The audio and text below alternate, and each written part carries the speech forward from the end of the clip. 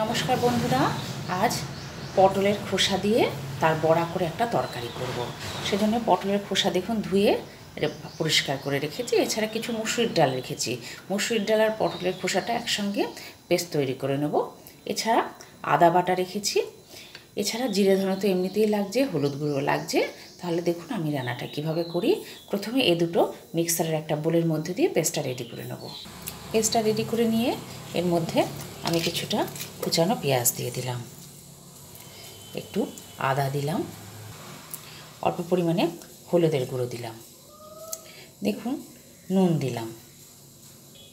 এরপর এর মধ্যে কয়েক চামচ বেসন দিয়ে নেব।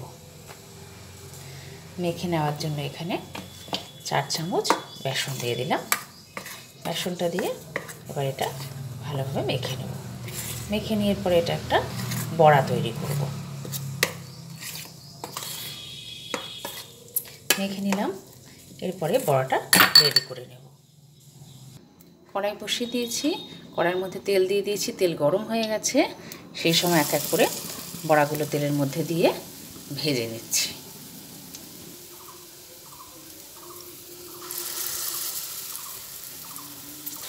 বড়াগুলো ভেজে নিলাম। ভেজে পরে এগুলোকে তুলে ফেলছি।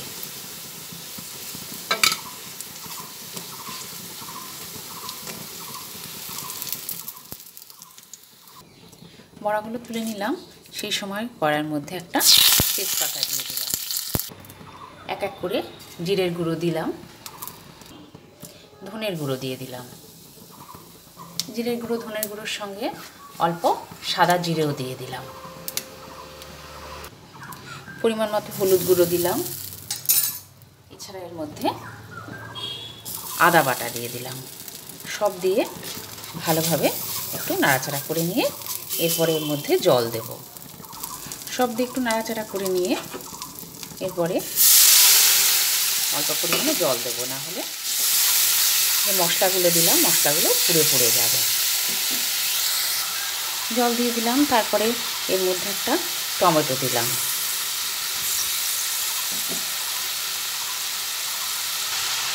এরপরে কিছুটা আলু কেটে রেখেছি, সে আলুটা মশলাটার মধ্যে দিয়ে দিলাম। দিয়ে ভালোভাবে এরপরে নাড়াচাড়া করে নিচ্ছি। এরপরে এর মধ্যে নুন দেব। এর আগে নুন দিইনি।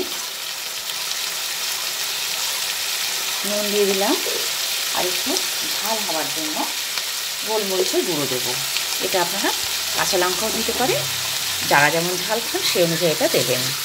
গোলমরিচের গুঁড়োটা দিলে রান্নার বেশ একটু স্বাদ হয়, সেই জন্য আমি গোলমরিচের গুঁড়োটা এর মধ্যে দিয়ে দিলাম।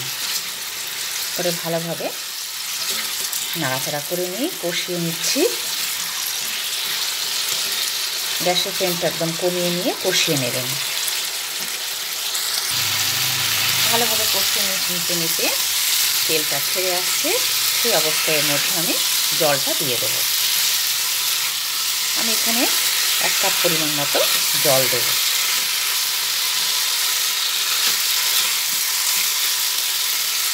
কষানো হয়ে গেছে। এরপর এর মধ্যে জল দিয়ে দিলাম।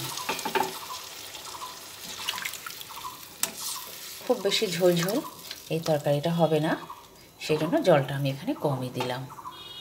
তরকারিটা রেডি হয়ে গেছে। সেজন্য এক এক করে যে ভাজাগুলো বড়াগুলো তৈরি করেছিলাম সেগুলো এক এক করে ঝোলের মধ্যে দিয়ে দিলাম। ভালোভাবে ঝোলের মধ্যে বড়াগুলো দিয়ে দিচ্ছি, যাতে একটু ভিজে যায়। ভিজে একদম বড়াগুলো বেশ মিশে যাবে, বেশ স্বাদও হবে তরকারিটার। বড়াগুলো দেওয়ার পরে এর মধ্যে অল্প পরিমাণে আমি ঘি দিয়ে দিলাম। এই ধরনের রান্নাগুলোতে একটু ঘি বা একটু গরম মশলা দিলে খুব ভালো হয়, সেজন্য আমি ঘিটা এর মধ্যে দিয়ে দিলাম। হয়ে গেছে। এরপরে এটা একটা পাত্রে তুলে ফেলবো। তাহলে রেডি করে ফেললাম। একটা বাটিতে তুলেও ফেলেছি পটলের খোসার বড়ার তরকারি। আমার এই রান্নাটা যদি ভালো লাগে অবশ্যই আপনারা লাইক, শেয়ার এবং কমেন্টস করে আর সাবস্ক্রাইব করে আমার পাশে থাকবেন।